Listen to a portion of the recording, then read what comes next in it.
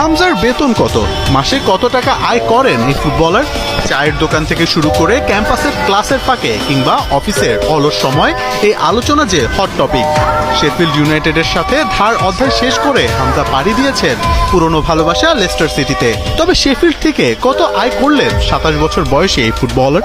Football প্লেয়ারদের টাকা পয়সার খবর রাখা প্রতিষ্ঠান ক্যাপলজির তথ্য থেকে জানা গেল শেফিল্ডে থাকতে হামজা সপ্তাহে 41,473 ইউরো বেতন পেতেন, বাংলাদেশি টাকায় যা 57,82,000 টাকা। সেই হিসেবে ক্লাব থেকে তার দৈনিক আয় ছিল 5,924 ইউরো বা 8,26,000 টাকা। হামজার সঙ্গে শেফিল্ডের ধারের চুক্তি ছিল 27 জানুয়ারি থেকে 31 মে পর্যন্ত। এই 124 দিনে তার পাওয়ার কথা 7,34,576 ইউরো বা 10,25,46,000 টাকা। 2024-25 সিজনে হামজাই ছিলেন শেফিল্ডের সর্বোচ্চ বেতনভোগকারী ফুটবলার। কিন্তু হামজার কদর নেই লেস্টারে।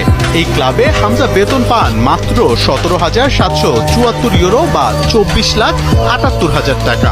সেই হিসাবে দৈনিক আয় 2,539 ইউরো বা 3,54,000 টাকা। এই বেতন শেফিল্ডে পাওয়া বেতনের অর্ধেকেরও কম।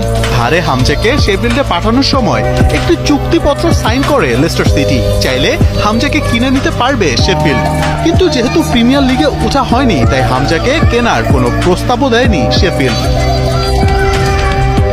ইপিএল খেলতে পারবে না তাতে কি, হামজা তো খেলবে চ্যাম্পিয়ন্স লিগ। গ্রিসের রেডিও স্টেশন স্পোর্ট এফএম এর সাংবাদিক জর্জ সানাকাস জানান, হামজাকে দলে ভেড়াতে চায় দেশটির সফলতম ক্লাব অলিম্পিয়াকোস। ক্লাবটির বর্তমান কোচ হোসে লুইস মেন্দিলিবারের নাকি হামজার খেলা বেশ মনে ধরেছে। 2024-25 সিজনে গ্রিক সুপার লিগের শিরোপা জিতেছে অলিম্পিয়াকোস, ফলে নেক্সট সিজনে তারা সরাসরি চ্যাম্পিয়ন্স লিগে জায়গা করে নিয়েছে। হামজাকে দলে নিলে নেক্সট চ্যাম্পিয়ন্স লিগ খেলবেন বাংলাদেশের এই মিডফিল্ডার। তবে হামজার জন্য কত টাকা খরচ করতে হবে?